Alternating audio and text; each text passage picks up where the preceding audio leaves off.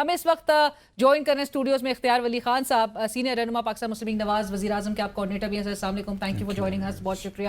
اور ہمارے ساتھ پینل میں شریک ہیں فیصل چودھری صاحب، سینئر رہنما پاکستان تحریک انصاف، وکیل بھی ہیں آپ عمران خان صاحب کے. فیصل صاحب السلام علیکم، بہت شکریہ آپ کا بھی جوائن کرنے کے لیے. فیصل صاحب میں ذرا حکومتی موقف پہلے ذرا جانتی ہوں. آج اختیار صاحب بڑا مسکرا بھی رہے ہیں، آلدو وہ مصطفیٰ نواز کھوکھر صاحب وہ اے پی سی ہو رہی تھی اسلام آباد میں، جگہ ان کو پھر بھی نہیں ملی.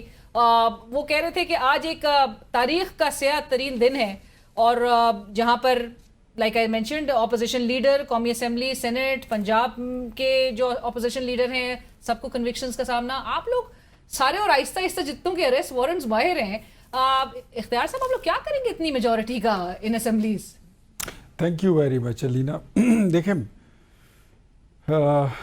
ان کی پریس کانفرنس اپنی جگہ پر، ان کی باتیں اپنی جگہ پر، بٹ میرے خیال میں ہمیں اپنی یاداشت کو تھوڑا سا تازہ کرنا ہوگا. 9 مئی کے واقعات جو تھے یہ کوئی عام واقعات نہیں تھے، یہ پولیٹیکل ایکٹیویٹی نہیں تھی.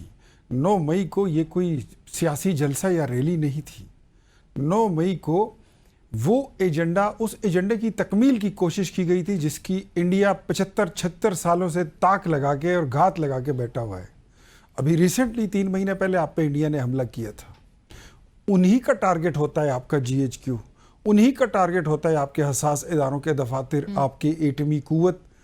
یہی سارا کچھ اگر ایک سیاسی جماعت کرے، ہم بھارت سے بھی بات کرنے کے لیے تیار ہوتے ہیں تو ڈیفینیٹلی جو لوگ اس میں معافی مانگتے ہیں وہ جائیں اور وہ پلیڈ گلٹی کریں، اختیار صاحب اسی بات پہ تو سوال اٹھایا جا رہا ہے کیسا کیس ہے کہ جس کو معافی مانگ لی اگر تو یا پارٹی چھوڑ دی تو ان کو بالکل بری کر دیا جائے گا. عدالت ہے، عدالت لگی ہوئی ہے وہاں پہ، جو ایک ڈو پروسیس ہے، کورس ہے آپ کے لیے، میرے لیے، وہ سب کے لیے ہے.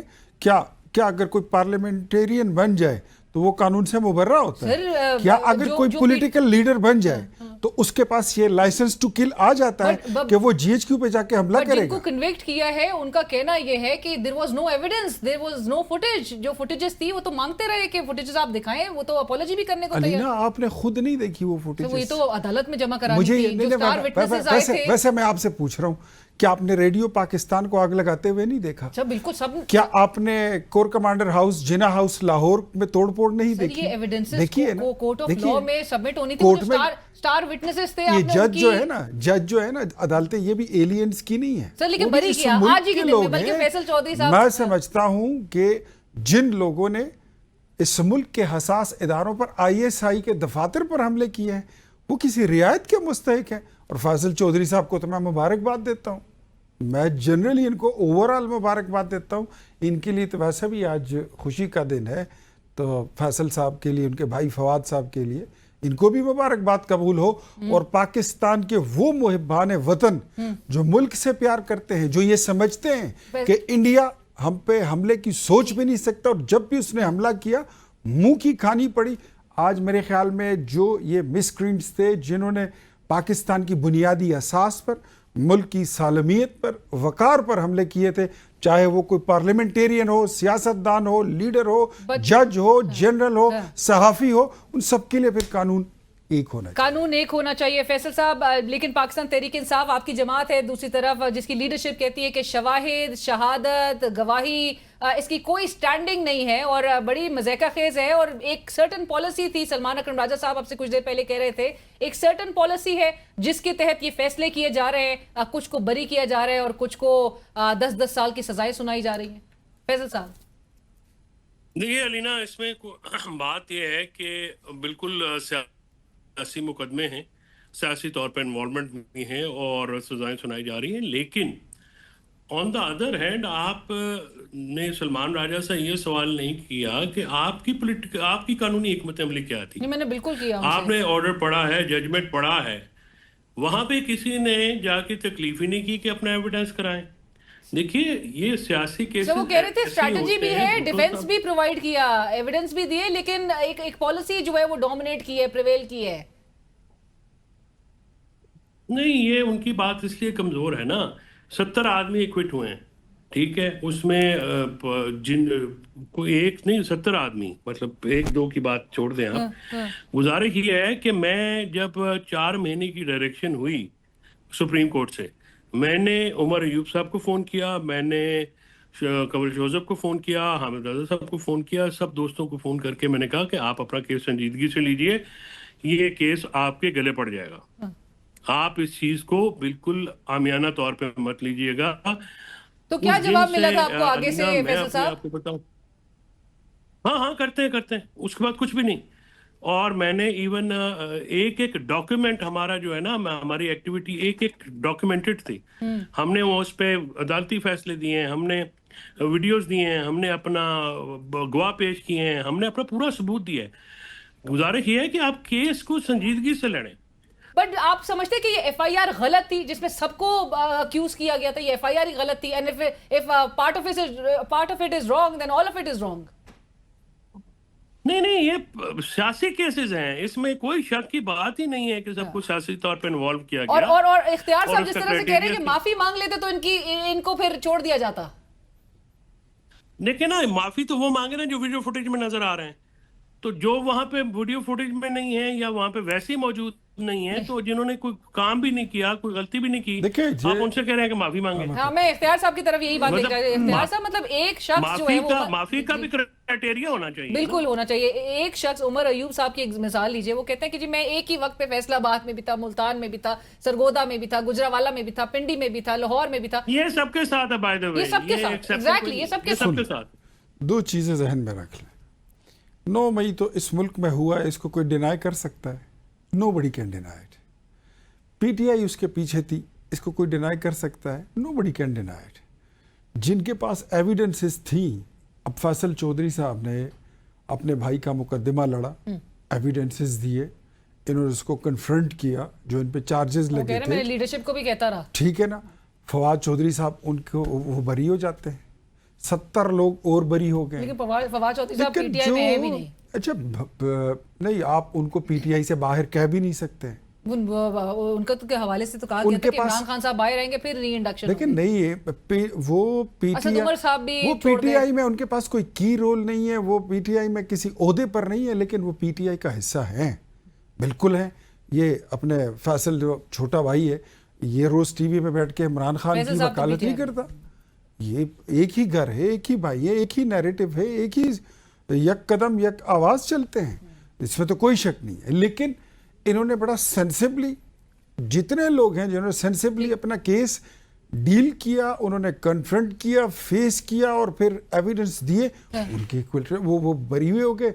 और जिन लोगों ने कहा कि ओ नहीं ठीक है, सही है, देखी जाएगी, तो फिर तो ऐसा ही होता। एक होती है प्रोसिक्यूशन, एक होता है अदालती निज़ाम, अदालत, दलील, वकील, एक होती है मॉरल अथॉरिटी। अगर दलील, वकील और अदालत में आपको आज सजा हुई है, कल जमानत हो जाएगी, परसों आप बरी भी हो जाएंगे, इस बात में कोई शक नहीं है कि मॉरल अथॉरिटी ये कहती है कि पाकिस्तान की इस वजूद पर 9 मई जो जिसको हम 9/11 कहते हैं, पाकिस्तान का 9/11 था, इसके पीछे तहरीक इंसाफ थी, है, और उसमें कोई शक नहीं है। मैं इस बात पे बिल्कुल क्लियर, बिल्कुल इस बात से कोई डिनाई नहीं करेगा। माजी में अगर पॉलिटिकल केसेस थे तो यहाँ पर हमने भी साइफर से लेकर इद्दत तक हमने केसेस देखे। फैसल साहब जरा रोशनी डाल, डिफरेंशिएट जरूर कीजिए जो पॉलिटिकल विक्टिमाइजेशन होती है उसमें, और इस तरह के ऑन ग्राउंड जो क्रिमिनल चीजें होती है, मैं पूछना चाहती हूँ, उसमें इमरान फर्क खान साहब के है। वकील हैं फैसल चौधरी साहब, जरा difference. रोशनी डालिएगा, इमरान खान साहब के केसेस जो हैं वो किस नौयत के हैं? ये बात छोड़ दें कि जी आप ये सियासी नौयत के केस इस दौर में नहीं हो रहे, 100% हो रहे हैं, इससे पहले भी होते रहे, पूरा रिकॉर्ड है। बेनजीर भुट्टो और आसिफ जरदारी की जुबान की काटी गई। अब बेनजीर भुट्टो बेचारी को हर जेल के और हर अदालत के दरवाजे पे फेरा गया। सियासी केस इस मुल्क में होते हैं।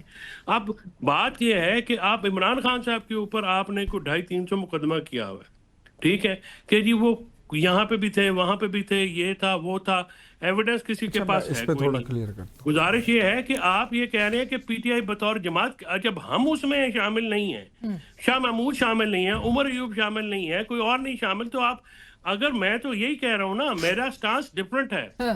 मैं ये कह रहा हूँ कि जो वीडियो में नजर आ रहे हैं आप उनको सजा दें। हम तो ये कह रहे हैं, हमारा कोई बंदा है पीटीआई का दे सजा उसको जो वीडियो में नजर आता हो। यार कोई पॉलिटिकल लाएमल इख्तियार करो ना। आपको को पता है ये लीडरशिप जो है इमरान खान को तबाह कर दिया इन्होंने jail but would it be a wise decision Faisal साहब पार्लियामान से बाहर आना या नहीं आना? गौर साहब आज इस बारे पे भी बात कर रहे थे। गुजर गया जी वो ये मैंने ट्वीट भी किया बैठे वो टाइम गुजर गया वो बैठे ना और अब बैठे 5 अगस्त को ये तहरीक भी नहीं कर सकेंगे, तहरीक भी नहीं कर सकेंगे, लेट अलोन कुछ भी नहीं होगा। नहीं उसकी वजह है ना, आप तो पहले ही तैयार। उसकी वजह है कि बाकायदा एक मुहिम जोई की गई है लीडरशिप के खिलाफ। हर किसी को तो गद्दार डिक्लेयर किया और माशाल्लाह फैमिली में से डिक्लेयर किया गया है। आप मुझे ये बताएं कि आप कारकुनान को भी और क़यादत में आपस में जो अदम एतमाद पैदा किया गया है, इसका फायदा हुआ है या नुकसान हुआ है? पार्टी कमजोर हुई है, तगड़ी हुई है? कल वो मिफ्ता इस्माइल साहब भी मेरे प्रोग्राम में कह रहे थे मुझे टारगेट कर लिया क्योंकि मैं बात कर रहा हूँ। किसने टारगेट कर दिया? आपको पता है फ्लोर ऑफ द हाउस जो कॉन्फ्लिक्ट ऑफ इंटरेस्ट और तमाम जो वो स्पीचेस हुई हैं, बिस्प का ठेका अगर उसने नहीं लिया, उन्होंने कहा मैं कैसे वो कर सकता हूँ, मुझे बोला जा रहा है कि कैबिनेट को बाईपास करके अगर उन्होंने बिस्प का ठेका नहीं लिया तो फिर कह दें कि झूठ बोल रहे हैं, किसी को नोटिस दे देना। कह रहे हैं कि भाई वो जो ठेका था वो आपने कहां से कहां अरबों में ले गए। 97 अरब रुपए का ठेका है। डार साहब को भी नहीं पता चला, औरंगजेब साहब को भी नहीं पता चला, वो गुफ्तगू किसी और तरफ चली जाएगी। बट ये जो है ना जुबैर साहब, वो अब मेरे ख्याल में उनके पास करने को कुछ नहीं है तो अपने लिए कोई शुगल वगल उन्होंने ढूंढा है कि इधर उधर आते जाते रहते हैं। आज जो उन्होंने की है कि इशारा दस्तूर पे